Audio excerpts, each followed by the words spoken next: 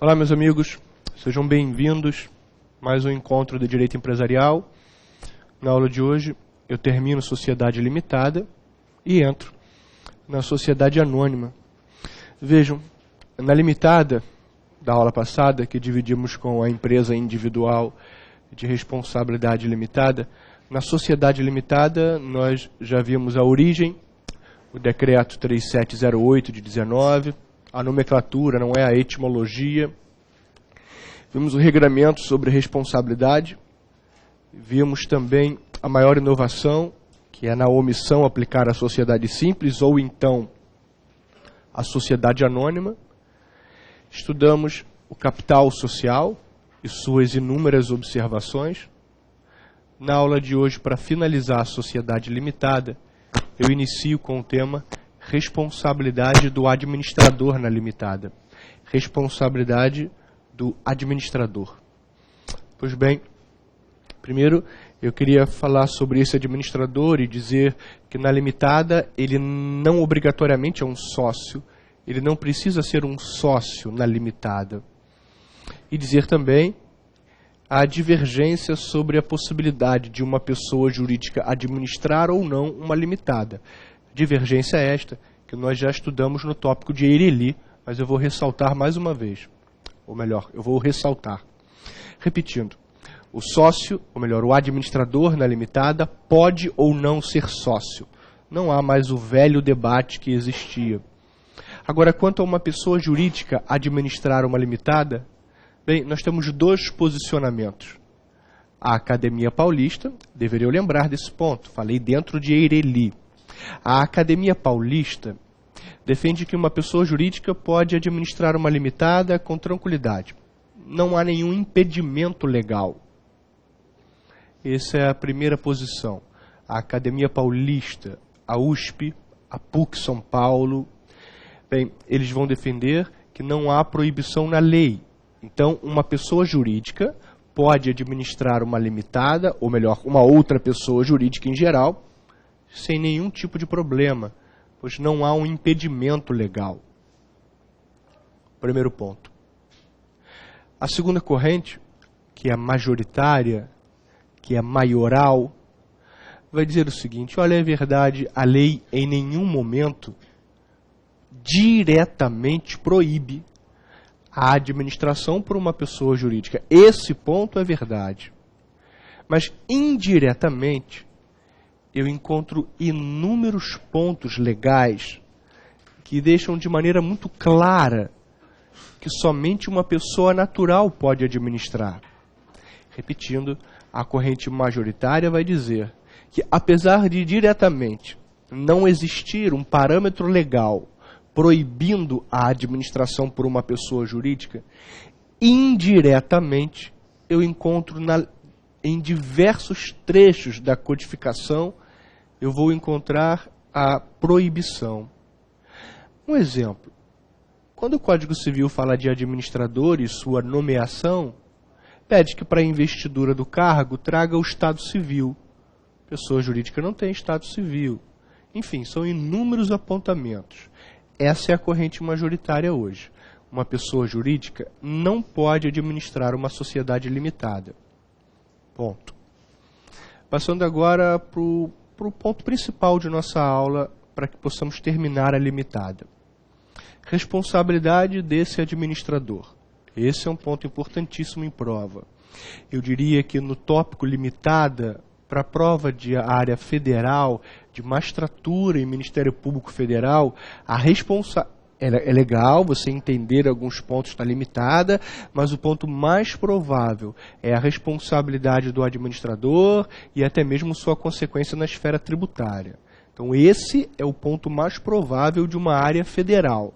A responsabilidade do administrador na sociedade limitada. Vamos lá. Em primeiro lugar, eu digo que a diretriz básica, o parâmetro inicial, ele está no 1011 do Código Civil, o 1011 do Código Civil, diz que esse cara que estamos estudando agora, o administrador da limitada, ele deve ter o carinho com a atividade, com a gerência, que todo homem ativo e probo deve ter em seus negócios. Bem, o 1011 do Código Civil, ele não explica muito bem o que de verdade eu quero dizer, sabe? Ele deixa claro que tem que ter todo uma atividade carinhosa, uma gestão cuidadosa, mas ele para por ali. Ele não me diz mais. E aí eu utilizo a doutrina do Fábio Ulloa. Fábio Ulloa, que por vezes é minoritário, o Fábio Ulloa vem e diz corretamente o seguinte: meus amigos, explicando melhor o 1011, diz ele, entenda, o administrador de uma limitada, ele tem 3 grandes deveres. Então são deveres de um administrador: a diligência, a lealdade e a prestação de contas. Repetindo, o 1011 é bacana, é muito bonito, ele fala sobre uma obrigação do administrador, mas não se estende como deveria. Então a doutrina explica melhor a responsabilidade do administrador. Diz que o administrador de uma sociedade limitada, senhores, ele tem 3 grandes deveres. Vamos lá. Já deu para se concentrar, para despertar. Agora eu já estou falando de prova. O dever de diligência, de lealdade e de prestar contas. Vamos trabalhar um pouquinho cada um deles. Eu inicio com o dever de diligência. O dever de diligência é o dever, eu poderia nomear um administrador diligente como um administrador profissional. É aquele sujeito que chega no horário, que cobra o horário, que cota o melhor preço para aquele contrato, para aquela negociação. Aquele que está empenhado. Bem, o administrador diligente é o administrador profissional. Administrador diligente é o administrador profissional, aquele que cota preço, que chega no horário, que procura juros mais baixos no mercado, ou o vendedor mais barato. Esse é o administrador diligente. Muito bem. Não tenho muito o que me prolongar sobre ele numa prova. Deixa eu ir agora para outra característica, pois o administrador tem que agir com lealdade. Administrador agindo com lealdade, uma das maiores características. Veja, agir com lealdade para que esse administrador não faça concorrência com a própria sociedade. Ele não pode utilizar os bens materiais ou imateriais, ele não pode utilizar o maquinário, o corpo, os funcionários para benefício próprio. Entenda, o administrador leal é aquele que não faz concorrência com a própria sociedade. É aquele que não utiliza os bens, seja de que espécie for, em benefício próprio. Eu não tenho como omitir de vocês um dos maiores exemplos no Brasil sobre a agressão ao dever de lealdade. Eu sempre trago esse exemplo em minhas aulas, porque esse exemplo está presente em quase toda a doutrina. No Brasil, existia, eu acho que ainda existe, uma grande sociedade de turismo, a Shangri-La. A Shangri-La era a maior antes da CVC e das outras que hoje temos. Pois a Shangri-La era um solzinho, sabe? Umas bolsas com um solzinho. No Brasil inteiro se utilizava os serviços da Shangri-La. Bem, o administrador da Shangri-La, o que ele fez? Ele cria uma nova pessoa jurídica, com sua esposa e sua filha, salvo engano, e todas as pessoas que vão contratar na Shangri-La, então uma Petrobras, vamos dizer. A Petrobras quer contratar um pacote para seus funcionários. Então iria até a Shangri-La à época. E esse administrador dizia o seguinte: não faça aqui esse contrato. Faça naquela pessoa jurídica ali, ela é muito melhor, ela te oferece melhores condições. Ele estava levando a clientela para essa nova pessoa jurídica que só pertencia a ele e à família dele. Esse sócio administrador feriu gravemente o dever de lealdade. Ele estava, além de fazer uma concorrência direta, ele estava desviando a clientela. Foi penalizado, a Shangri-La teve um baque muito grande e até hoje não superou essa crise e não chegou no patamar que antes tomava a sua posição. Então, ferir o dever de lealdade é justamente isso, sabe? Fazer concorrência com a própria sociedade, não agir de boa fé com o interesse social. Esse é o dever de lealdade. O outro dever é o dever de prestar contas. Esse traz maiores questões de prova. O dever de prestar contas. Bem, esse dever é de um síndico em geral. Síndico, etimologicamente falando, síndico é aquele que toma conta de um bem alheio. Síndico é aquele que administra algo que não é dele. É o que significa síndico etimologicamente. Na nossa figura hoje é o administrador equiparado. É aquele que administra um bem que não é só dele. Em todo negócio jurídico onde eu tenho alguém administrando um bem alheio, há necessidade de prestar contas. Assim é num condomínio, assim é com a sociedade limitada, assim é com a sociedade anônima. O administrador deve prestar contas no final do seu balanço. Isso todos nós sabemos. A pergunta de prova é a seguinte. Senhores, esse administrador, no final de cada exercício social, ele deve prestar contas aprovando o seu balanço. A minha pergunta é, a aprovação do balanço exime o administrador de responsabilidade? Essa é a minha pergunta inicial. Então, é dever de prestar contas. Muito bem. No final de cada exercício social, eu apresento aos senhores minhas contas e aprovo ou não o chamado balanço. Ótimo. Eu reúno todos vocês aqui, eu publico o edital, eu faço convocações, chamo todos vocês aqui e apresento um balanço patrimonial. Os senhores sócios, meus amigos, vão aprovar ou não esse balanço. Muito bem, aprovando esse balanço, eu eximo o administrador de responsabilidade? Olha, eu poderia ter dois caminhos a se pensar aqui. Eu poderia, de maneira informal, não é? De maneira informal, conversando com vocês, eu poderia dizer assim, poxa, se não vale essa aprovação, se não me exime de responsabilidade, para que gastamos dinheiro com esse circo todo? Para que publiquei edital? Para que chamei vocês aqui? Para que gastaram dinheiro vindo de outros estados aqui, ou de outros países? Para que, se não vale de nada essa aprovação? Acho que deveria eximir. Mas, de outro lado, vem um outro pensamento seu que diz, mas, Thiago, seria simples, ele iria camuflar o balanço e passaria por cima daquilo e depois se eximiria de responsabilidade. Ou então, e se nós descobríssemos a fraude depois, como ficaria isso? Então, realmente, eu tenho que ponderar. Entenda, a aprovação do balanço, ela exime sim o administrador de responsabilidade, caso contrário, não teria o porquê de existir. Exceto, é claro, episódios de fraudes, que afastam qualquer consentimento, ou seja, hipóteses de vício de consentimento. Repetindo, a aprovação do balanço patrimonial exime sim um administrador de responsabilidade. Caso contrário, não teria porquê dele existir. Mas salvo, é claro, sempre salvo um vício de consentimento em geral. Uma fraude, uma simulação, um dolo e assim por diante. Então vejam, a resposta de prova é que a aprovação do balanço exime o administrador de responsabilidades, salvo vícios de consentimento observados posteriormente. E assim me protejo dos dois lados, sabe? Eu me protejo dos gastos dessa reunião e me protejo também de episódios de fraude. A minha outra pergunta sobre prestação de contas e administração é a seguinte. Eu gostaria de saber, nós somos 3 administradores, 2 estão cometendo atos ilícitos e eu não. 2 cometem atos ilícitos e eu não. Eu gostaria de saber se ato ilícito de um administrador contamina os demais.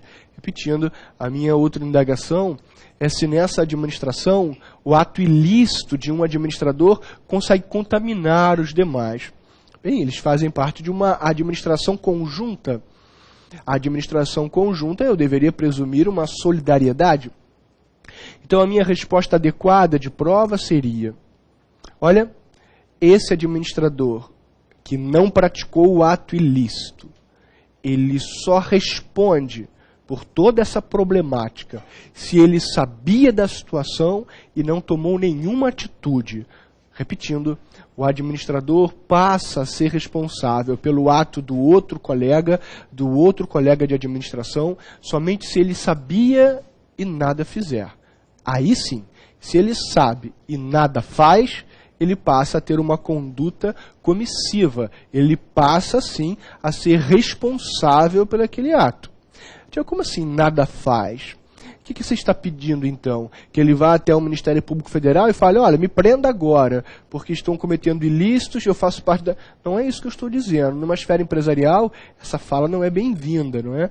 Então, o que eu digo a ele é, tome atitudes internas, comunique ao seu conselho fiscal, comunique a outros órgãos da administração, saia da administração, tome alguma atitude que demonstre a sua insatisfação com aquele ato ilícito. Só assim você, por vezes, conseguirá se esquivar desse ilícito praticado por outros administradores. Então, se ficou silente, vai responder. Muito bem, esse seria o básico de uma explicação de um administrador. Agora, evoluindo, eu preciso compreender, senhores, a responsabilidade tributária desse administrador, que é vista no artigo 135 do CTN. O artigo 135 do CTN traz uma pequena problemática numa prova de área federal. Pois ele vai dizer assim, são pessoalmente responsáveis o gerente e o representante da pessoa jurídica e algumas outras expressões. A expressão gerente me basta. Quando ele utiliza gerente, ele se refere ao administrador. Explico por quê. O CTN é uma norma antiga. Antigamente, o administrador que cá estamos estudando chamava-se gerente. Vigorava o princípio da gerência no Brasil. Não é mais essa expressão utilizada. Mas por ser o CTN antigo, essa expressão foi mantida. Então entenda que quando o 135 diz são pessoalmente responsáveis, e aí traz a figura de um gerente, esse gerente não é o de loja que estamos acostumados a ver, é o administrador da sociedade, que isso fique bem claro. Pois bem, então o 135 diz, olha, o administrador de uma pessoa jurídica, ele responde pessoalmente quando eu tenho um ilícito, quando eu tenho uma fraude à lei, um desvio de finalidade. Fraudar a lei, ou melhor, deixar de pagar tributo é fraude à lei. É um ilícito. Então veja o seguinte, o administrador do nosso curso preparatório aqui, todos nós temos um curso. Eu sou administrador. Eu não paguei o tributo do nosso curso. Isso, do nosso curso. E o 135 diz que eu respondo pessoalmente por isso. Espera lá, pessoal. Eu não paguei porque nós não tínhamos dinheiro. Será que é justo eu, só porque tenho coragem, eu tenho um pouco mais de cotas, estou de frente, será que é justo eu responder pessoalmente? Então será que é justo o síndico de um condomínio, só porque teve mais paciência, tem mais tempo, tem coragem de estar de frente ali, ele passa a ser responsável pessoal quando nós não tínhamos dinheiro? Então vamos ajeitar um pouco o 135 conforme o STJ. O STJ compreende essa indelicadeza, essa injustiça com esse administrador da limitada. Pera lá, então o curso deixou de pagar tributo. É responsável pessoalmente nos casos de infração à lei, o administrador. Deixar de pagar tributo é infração à lei. Então, o nosso administrador aqui deixa de pagar porque vocês, e nós, não tínhamos dinheiro. Será que é justo eu responder com o meu bem pessoal e vocês não? Pois aí o STJ vem e ajeita as coisas aqui. E diz assim, senhor candidato, por favor, distribua 2 palavras. Coloque de um lado a palavra inadimplemento e do outro lado a palavra sonegação, é o que diz o STJ. De um lado a palavra inadimplemento e do outro a palavra sonegação. E vamos aplicar melhor esse 135. Inadimplemento, diz o STJ. Inadimplemento é quando o Tiago, o administrador, ele deixa de pagar porque o curso, leia-se, nós não tínhamos dinheiro.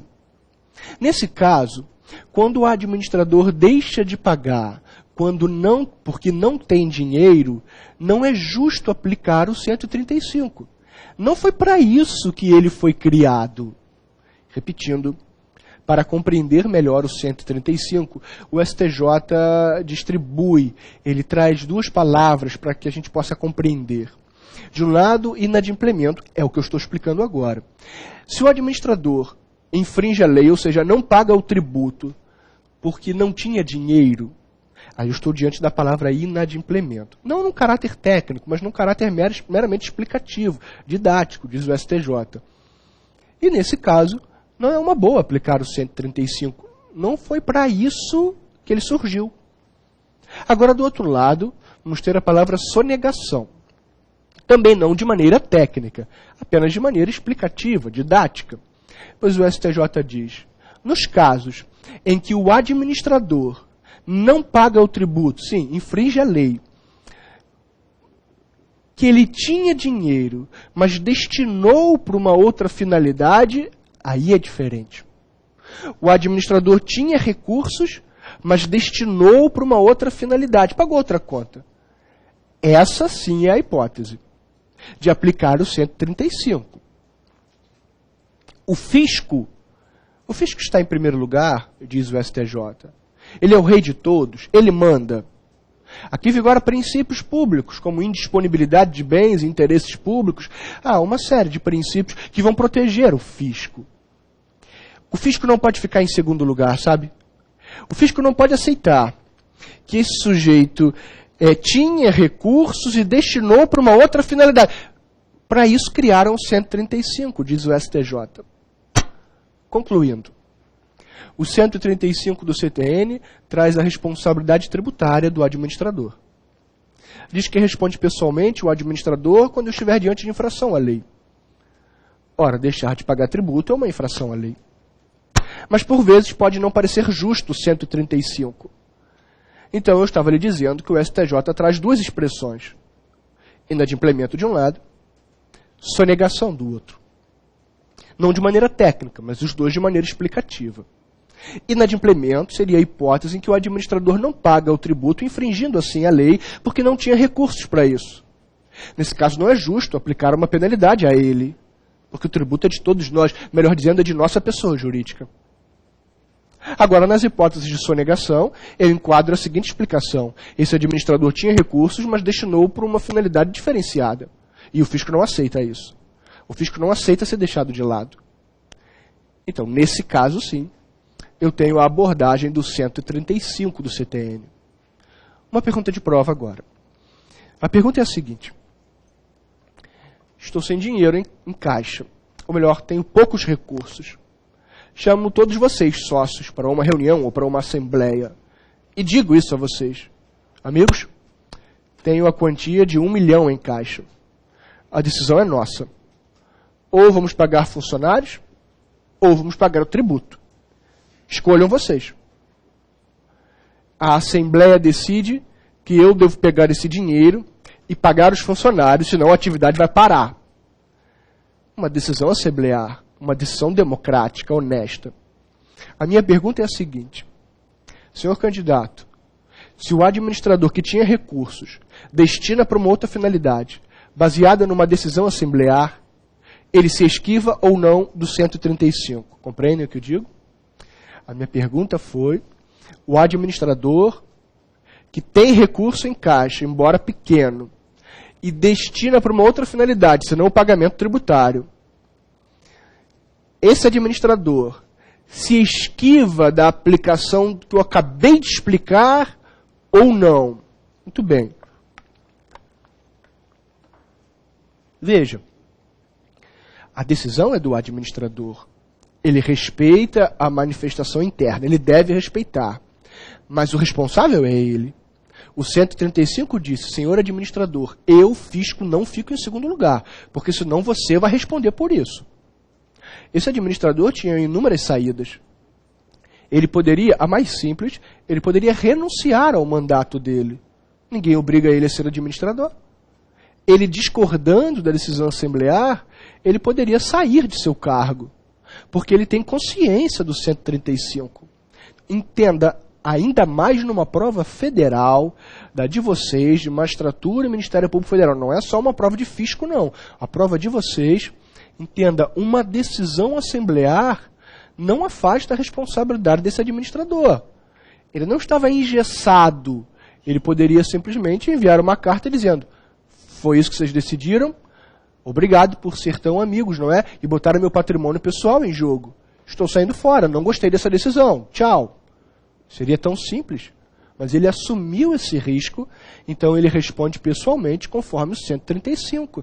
Decisão assemblear não é motivo de afastar a sua responsabilidade pelaquela explicação, entre aspas, sonegação. Tudo bem? Agora eu explico uma coisa ligada também à administração, que está no 1015, parágrafo único do Código Civil. 1015, parágrafo único do Código Civil, traz uma coisa chamada teoria dos atos ultra vires. –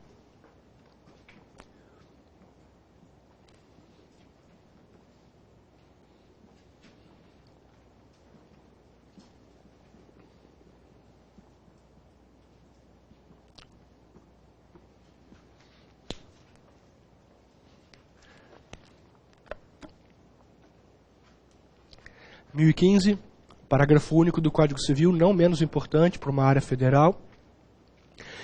Pois bem, 1015, parágrafo único, o que nós vamos conversar agora é o seguinte.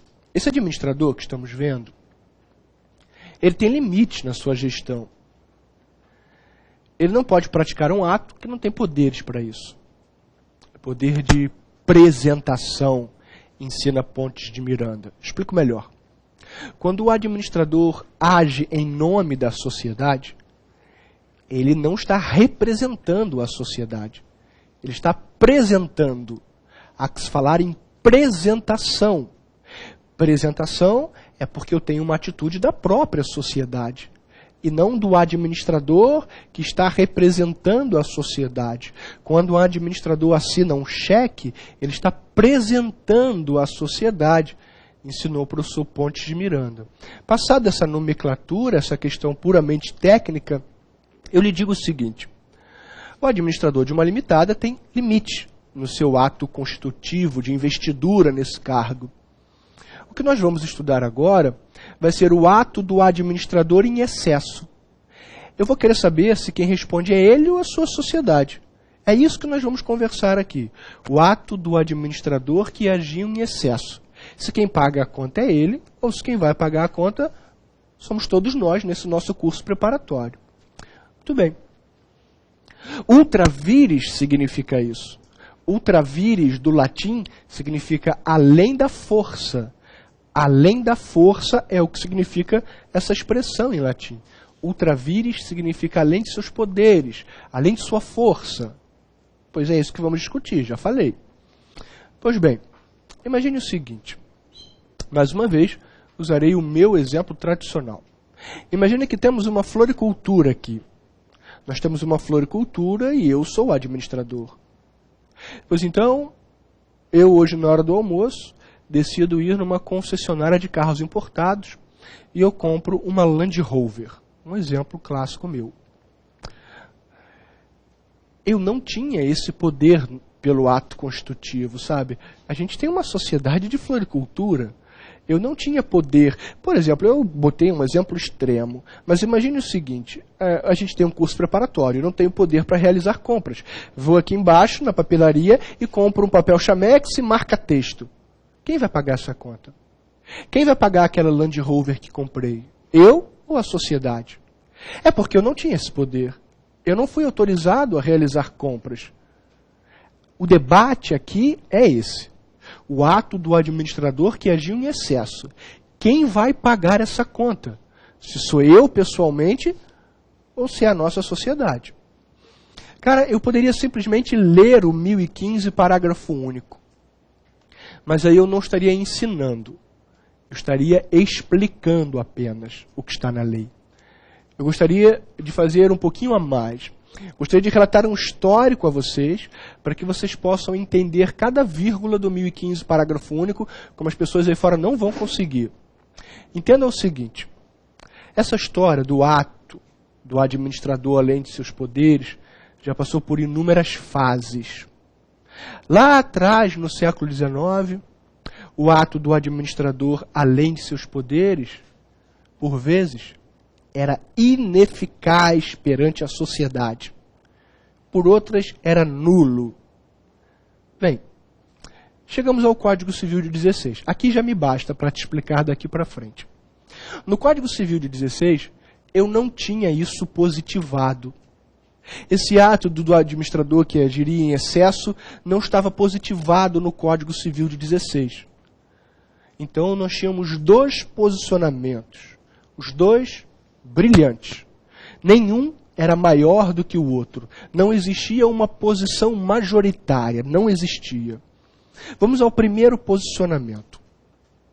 Ora, Tiago, o ato desse administrador que agia em excesso, o primeiro posicionamento vai dizer assim, a Land Rover vai dizer assim, Sociedade de Floricultura, problema é seu. Teoria da aparência. Quando o Tiago apareceu aqui na concessionária, ele apareceu com o cheque da floricultura, ele apareceu com o cartão da floricultura, era realmente o nome dele que estava ali como administrador, ele aparentemente tinha todos os poderes, e mais, segundo o fundamento dessa corrente, culpa em elegendo. Eu não tenho que me preocupar, isso é problema de vocês, diz a concessionária da Land Rover. Você, a floricultura, que escolheu o Tiago como administrador. Eu não estou nem aí, cara. Isso é problema seu. Ou seja, você vai pagar sim a conta da Land Rover. Primeira posição. A primeira posição, então, era baseada na teoria da aparência e na culpa em elegendo. Repetindo, a primeira posição dizia que o meu ato de comprar uma Land Rover seria respondido pela floricultura, seria responsável a floricultura pela culpa em elegendo, que ninguém mandou vocês escolherem o Tiago, e também pela teoria da aparência. Quando o Tiago chega nessa concessionária, ele aparentemente tem todos os poderes. Bela doutrina. Muito bem. STJ, doutrina sobre o tema. Legal, gosto desse fundamento, acho bem legal. Tiago, é importante mesmo, isso que eu estou anotando, é o 1015, parágrafo único. É você já está entendendo, só que de um ponto de vista que ninguém vai entender, quando apenas lê. Do outro lado, uma outra bela corrente também, que dizia o seguinte, era a defesa da floricultura. Dizia assim, concessionária da Land Rover, me digam uma coisa, para que nós estudamos em direito empresarial e em direito civil uma coisa chamada sistema registral? Para quê? Para que se estuda registro geral de imóveis, registro civil de pessoas jurídicas, junta comercial? Para que isso? Para que eu gasto dinheiro indo na junta comercial? Você está ignorando o sistema registral. O meu fundamento é sistema registral e princípio da publicidade. Quando vou ao registro, Land Rover, quando vou ao registro, coisa que eu fiz na nomeação do Tiago, eu deixei muito claro na junta comercial que eu não desejava que o Tiago realizasse compras nesse sentido. Está lá na junta comercial. Você então está ignorando todo o sistema registral de um país e do mundo inteiro. Você está ignorando o sistema registral, você está ignorando o princípio da publicidade. Land Rover, deixa eu lhe dar uma dica. Quando você for realizar uma transação desse porte, com uma pessoa jurídica, favor mandar pelo menos um office boy à junta comercial para ter a cautela e verificar se aquela pessoa tem ou não poderes para isso. É o mínimo que eu posso exigir. Esse sujeito acaba de comprar um veículo de 400 mil reais. Mande a ele, faça um vínculo com uma pessoa jurídica de maneira correta. Vá até a junta comercial e verifique a documentação. Está certo também. Está certo, sabe? Posição de doutrina e posição de STJ também. Eu estava lhe dizendo, não tem posição majoritária nesses dois. Bacana, o primeiro, teoria da aparência e culpa em elegendo.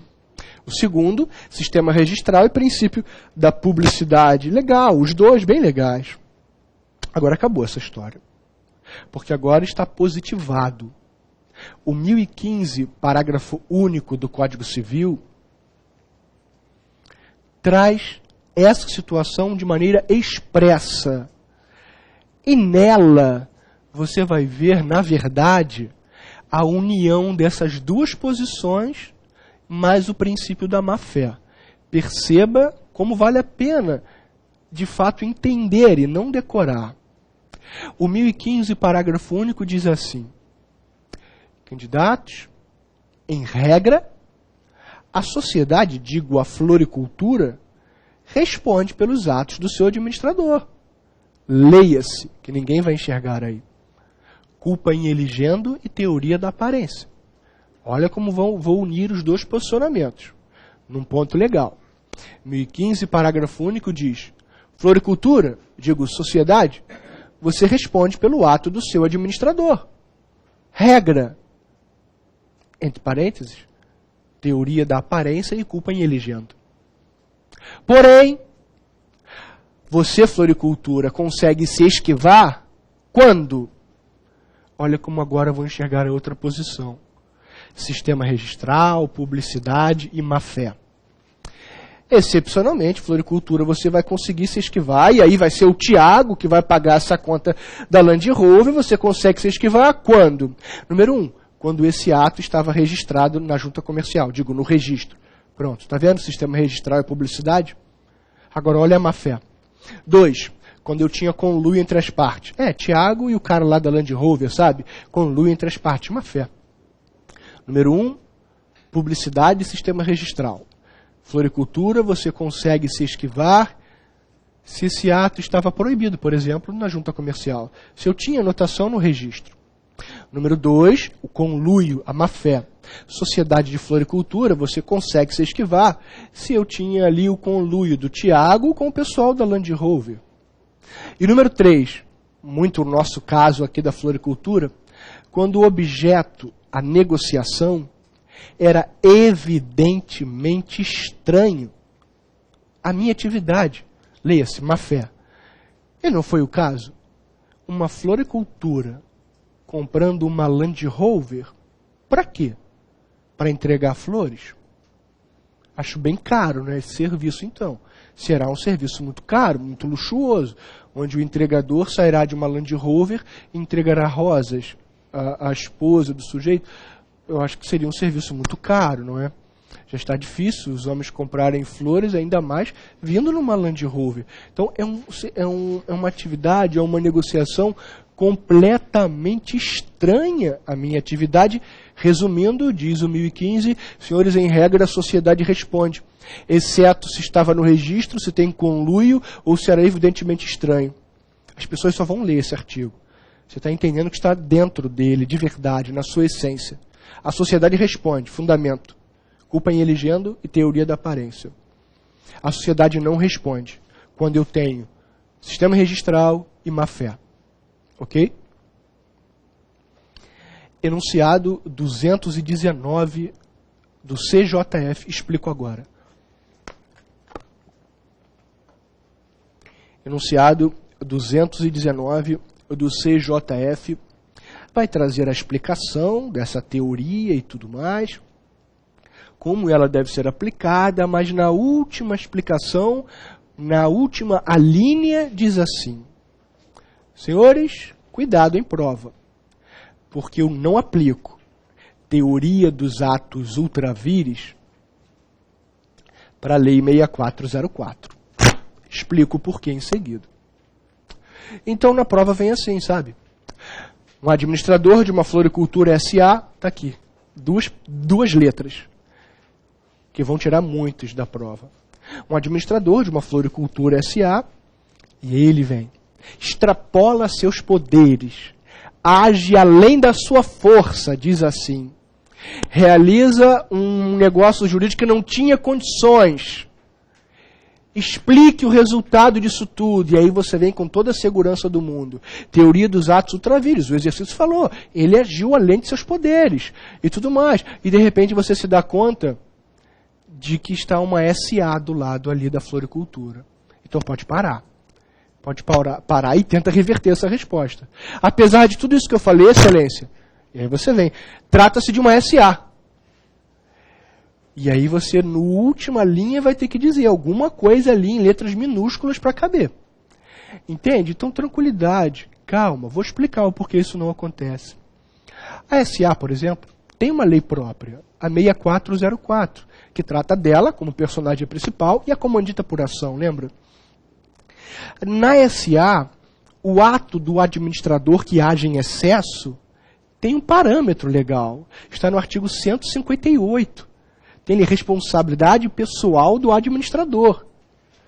Se eu tenho esse dispositivo na lei específica, eu não tenho que sair da lei de SA, ir ao Código Civil e aplicar o 1015, parágrafo único. Porque eu já tenho uma previsão, e aí vai vigorar o princípio da especialidade, certo? Se eu já tenho previsão em lei específica, eu não vou aplicar uma lei geral. Lembra? A hierarquia de norma é isso, conflito de normas entre norma geral e norma especial, vigora a norma especial. O que eu vou sair da 6404 e aplicar Código Civil? Não tenho porquê, pois o 158 já me ensina um pouco sobre isso. Tudo bem? Então, eu não aplico a teoria dos atos ultravires para a sociedade anônima. Então, para as da 6404, é o que eu quero dizer. Entenda, eu coloco isso em prova e na hora a grande maioria não se toca disso. E certamente optará pelo 1015, o que não deve prosperar. Muito bem. Termino citando o Conselho Fiscal da Limitada. Ressalto apenas que o Conselho Fiscal... Confere para mim, por gentileza, 1066, por gentileza. O Conselho Fiscal pode... Só confirma, por gentileza, o dispositivo 1066, não é?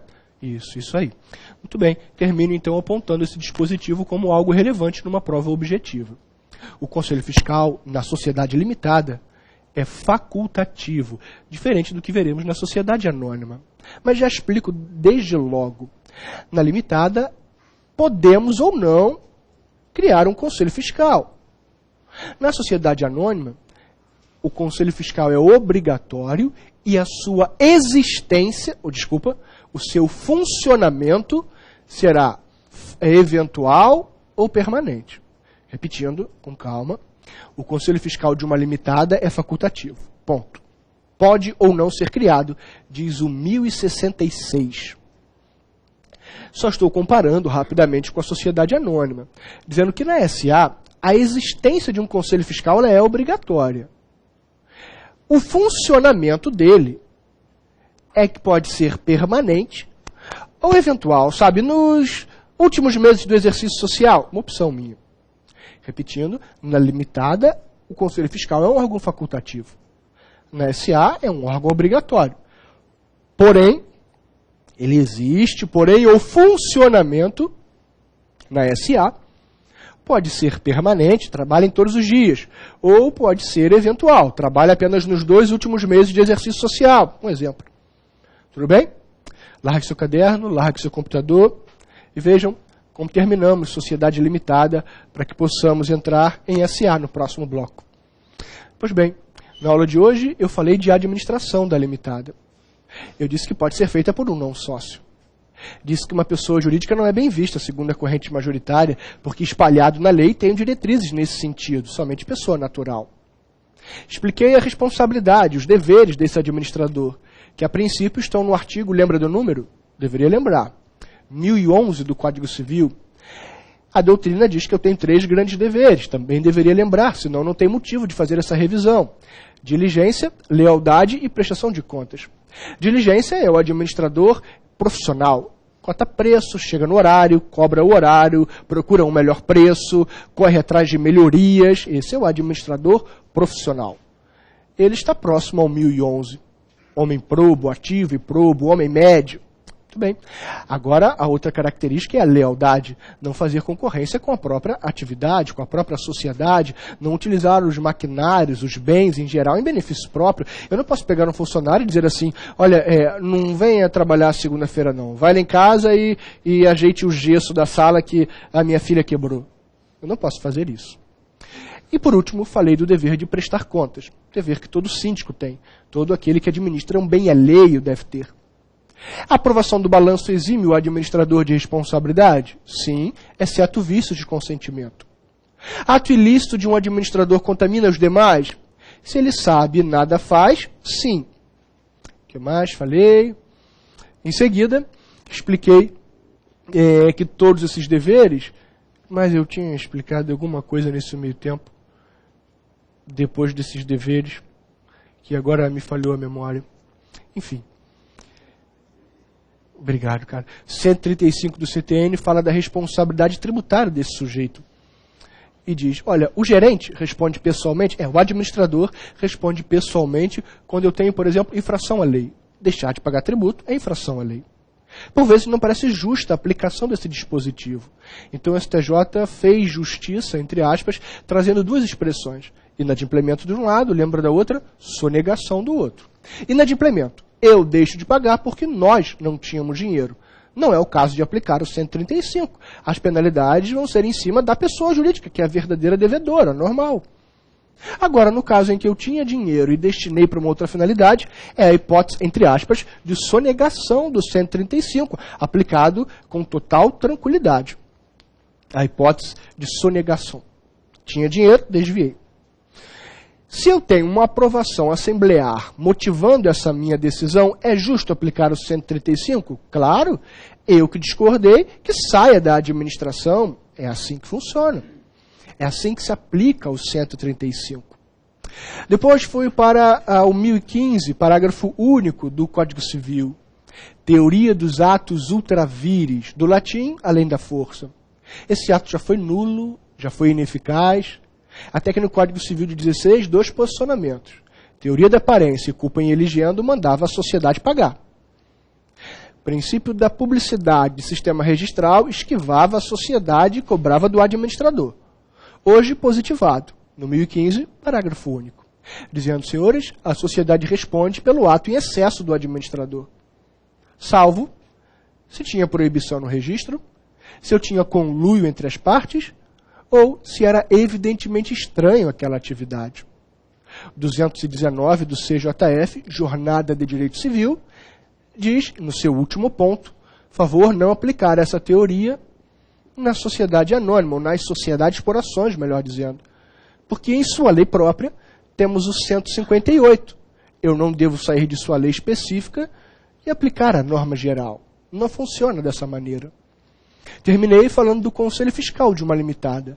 Eu disse que é um órgão facultativo, diferente da sociedade anônima, que vai ter um órgão obrigatório. O funcionamento dele é que pode ser permanente ou eventual. Muito bem, senhores, em resumo, é claro, em resumo, são os tópicos mais importantes de uma limitada. No próximo bloco, falo de sociedade anônima. Agora, um breve intervalo e já voltamos.